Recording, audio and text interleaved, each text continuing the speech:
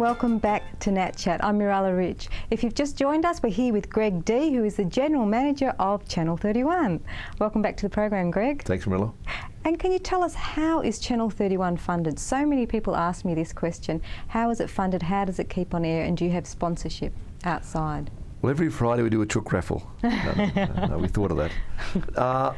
We don't get government funding. Everyone has that impression that they think we're funded by the government, like ABC and SBS, and we aren't. So we're out on our own. We've got to, power up by our own, row our own boat. So we're very fortunate. We've developed some great techniques to raise money, and as the viewers would know, during the break, there's some sponsorships. They're actually TV advertisements with a tag that says sponsor in the top left-hand corner. Yeah. So we've mucked around for years with different ways of selling these sponsorships, but we really, about 3 or 4 years ago, we discovered that the small business community in Melbourne really, really enjoyed having themselves on TV. They couldn't afford to go on 7, 9 and 10, and so they saw us as an avenue. So we've got a sales team of six or seven people, and they get on the telephones every day and talk to small business. And the small business community get a chance to get their ads on air for about $2,000 or $3,000 packages. So they get maybe 200 spots. We call it a spot an ad, and they give them lots of exposure. So the small business out maybe in Heidelberg's got 2 or 3 hairdressers or a hairdresser motor company franchise. Suddenly they find themselves getting people coming in their shop saying, "I saw you on TV.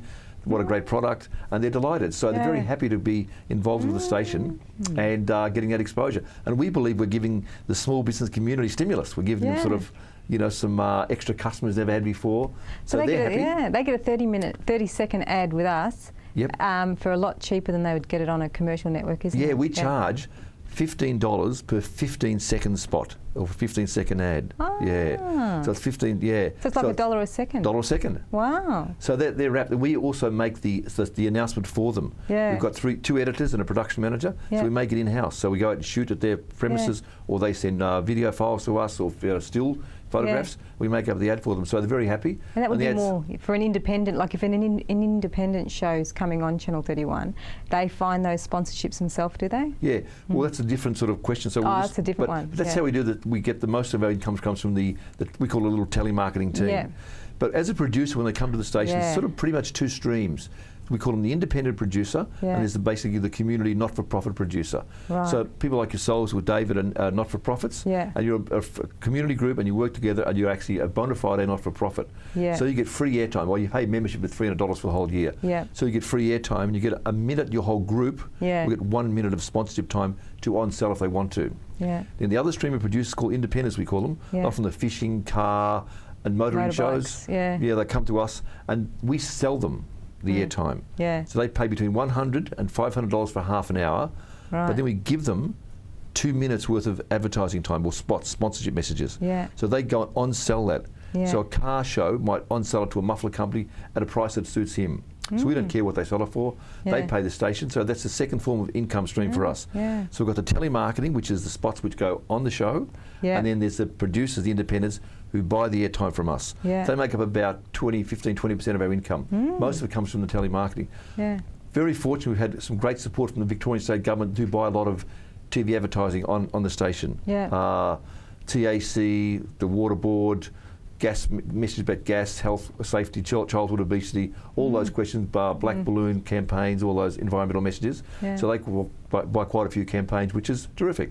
We love having the government on the station, so good messages. But the government doesn't fund the actual station anyway. So no guaranteed funding at all. And did you come up with all these ideas yourself, or how did you? Necessity is the mother of invention. So we really knew that we had to grow the station and provide a stronger strength transmitter, improve the equipment. We needed some money, and no one's going to give it to us. So we had to figure out ways. And I guess I devised the telemarketing with my sales manager. I would go out and sort of market these packages. And the packages, when you started selling for that low rate, they went off like a cracker. People just loved it, responded. Beautiful. And there's a great harmony here at Channel 31. How did you go about creating that amongst the staff?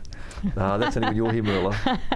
There's a nice atmosphere because people really feel there's a cause, and it is local community TV, and they really enjoy getting involved with that cause because it is special. You're putting people like yourselves, Mirella, on the screen. We've got voices here that we can talk. They're our stories, they're our lives, and so it is fantastic that we can access that free-to-air medium. We're not a cable channel. We're not just we really. You can go from 7, 9, 10, ABC, SBS, and on to 31, and hear stories like this, or your stories and my stories. So. people feel good about that working here. It's a great thing to work, you know, and sort of, we're not for profit, so there's no one sort of raking any profits out of the organisation. So I suppose that's there's a lot more feeling. sincerity with it. There is, yeah. And you sort of feel one of the most powerful forces is the passion of the producers. So we've got 98 producers who produce shows every week, and they're really dedicated. And that what makes the station different is their dedication, their efforts to, you know, produce their shows. Because most of them are volunteers, like 95%. They're all volunteers. They represent a geographic group or an ethnic group, and they're really, really passionate about their show. So when something goes wrong, it's like the phones go, Greg, so, but it's great. I love to hear it because that means they care. They really care about their show.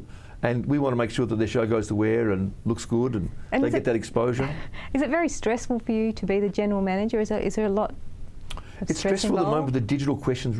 It's really bothering us because we believe we deserve a place. The minister sort of talks very positively about the station, and he knows 31 very well, Senator Conroy.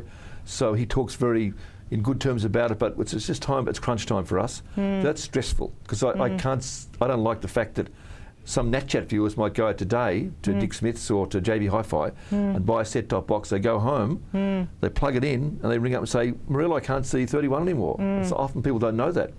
You can get around it by a bit of, we call it jiggery-pokery with cables and plugs and second remotes, but most people just aren't doing that. So, but there is one that you can get, like Sony. Your Sony, you can get sort of like a bit of digital, and you can get analog as well. You can get one. I bought a TV about 2 or 3 years ago that had an analog and a digital tuner, but most TVs are just selling digital tuners, so it's also a unique one. So, because that's what we hear from the viewers when they're ringing the station. And when I go to a party, I say, who do you work with? I say, I work at 31. I got a digital set-top box. It's like, Well, hopefully now, if the senator's listening, could hear what you're saying, and maybe we'll say, yes, let's get it happening. It'll happen very simply. Yes, I think he should be here listening to us because, you know, like I was saying, you know, we could be down Burke Street soon, Stephen. Send him the tape. Send him a copy of the tape. But it is serious. It is crunch time. Because next year, Marilla, 7, 9 and 10 run a separate standard definition digital channel. So the uptake in set-top boxes will be really ramped up. Come on, say November, December, January, there'll be really big uptake. If we're not in the mix, we're in trouble. We are. Oh. Well, we're about to go to a break now. You're watching NatChat. I hope you're enjoying the program. Stay with us because we'll be back with more very shortly.